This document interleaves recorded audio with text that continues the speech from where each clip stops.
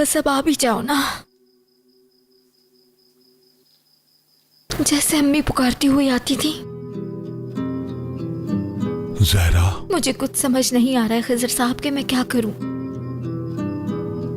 चुप रहूं तो अंदर दर्द होता है और चीखने का कोई फायदा नहीं।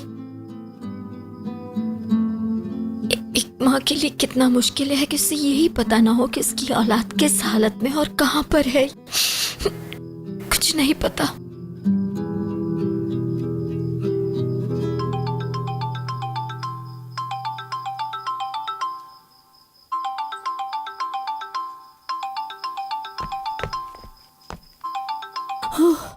मीरान की कॉल।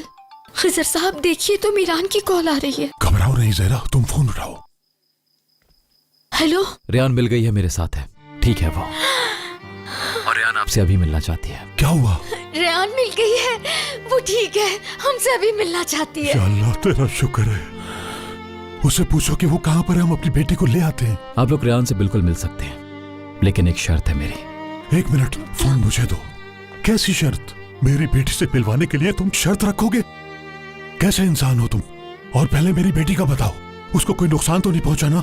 जल्दी बताओ, कहाँ है वो, कैसी है वो, उसका पता बताओ, मैं उसे खुद जाकर ले आऊंगा। रेहान बिल्कुल ठीक है, आपसे मिलवाने के लिए होटल में लेकर आ रहा हूं। अगर आपकी हवेली में लाया तो मसला हो जाएगा, और मैं बिल्कुल भी नहीं चाहता कि रेहान को किसी भी तरह की तकलीफ पहुंचे। आप उसे देख लें और वो आपसे मिलने काफी है।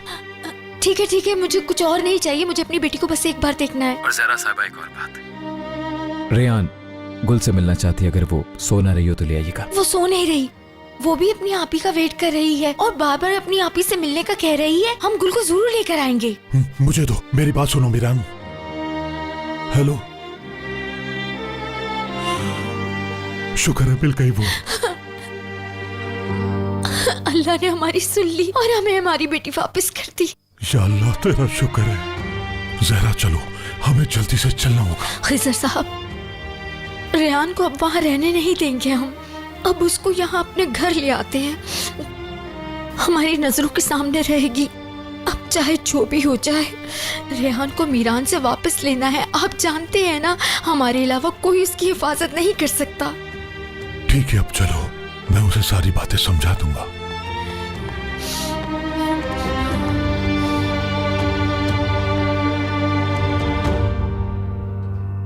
इसको हम भेज नहीं सके। काश ये वहां से वापस ही ना आती।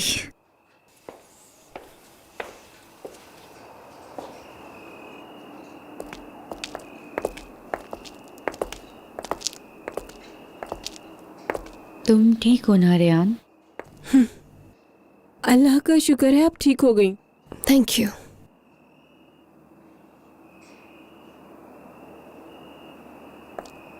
गोनल,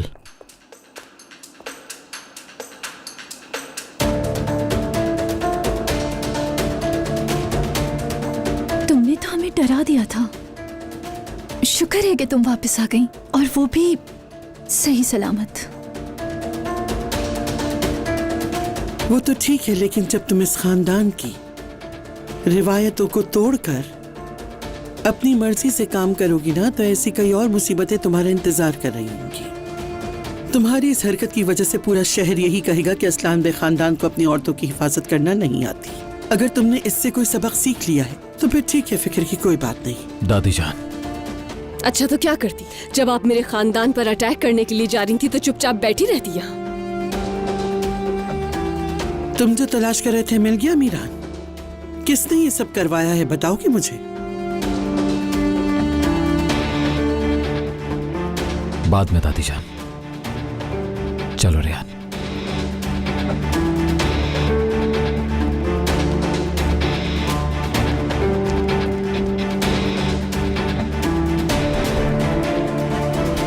इस मुसीबत से तो हम बच गए, अब देखते हैं आगे क्या होता है।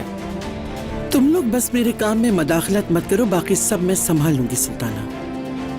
अब आप भी कुछ नहीं संभाल पा रही हो, ये वक्त बदल गया है।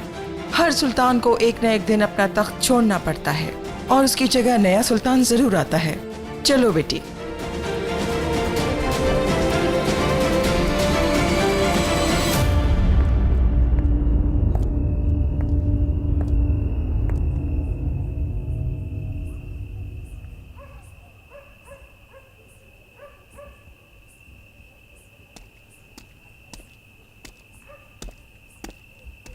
बाबा, हाँ बोलो। मिरान भाई आप ही को लेके आएंगे?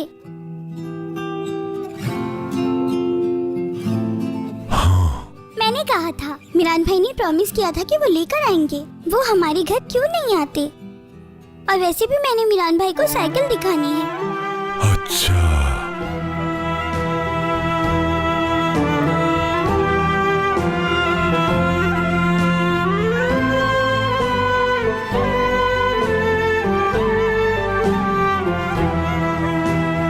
आप आ गई? आप ही आ गई हमारे पास।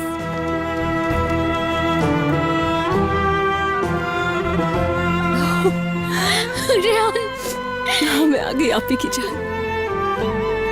और कैसे नहीं आती, तुम्हारी बहुत याद जो आ रही थी मुझे। मेरी प्यारी आप ही, मैंने आपको भी मिस किया। ओह,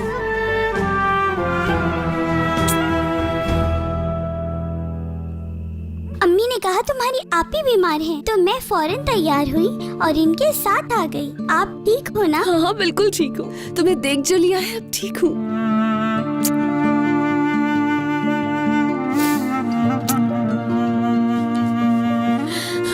मेरी बच्ची।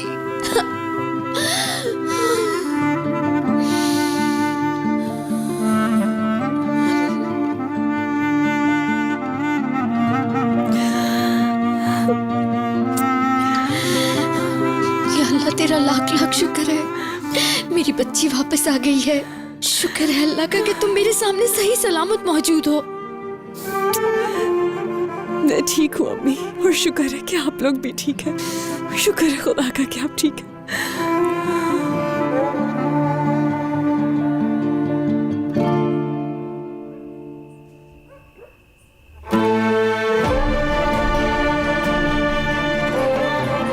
बाबा,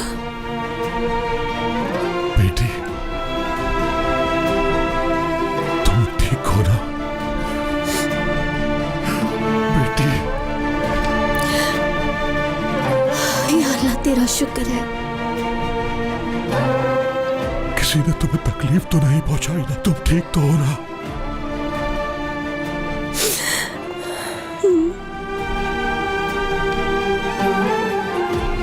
मैं जब बीमार होती हूँ तो आप लोग तो नहीं करते मेरे साथ ऐसा। मेरी जान। थोड़ा प्यार मेरे लिए भी छोड़ दे। आप ही, मिरान भाई कहाँ हैं? आप अकेली तो नहीं आई ना? यहाँ आओ मेरे पास।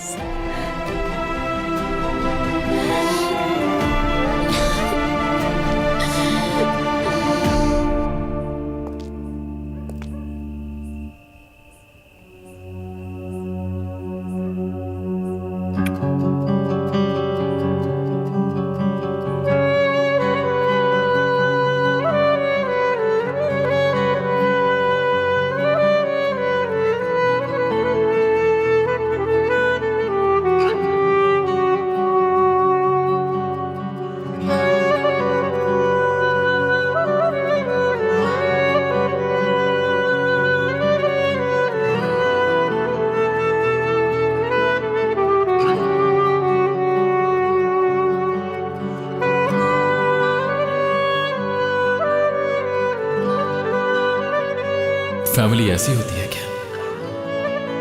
क्या बाप अपनी औलाद को ऐसे प्यार करता है?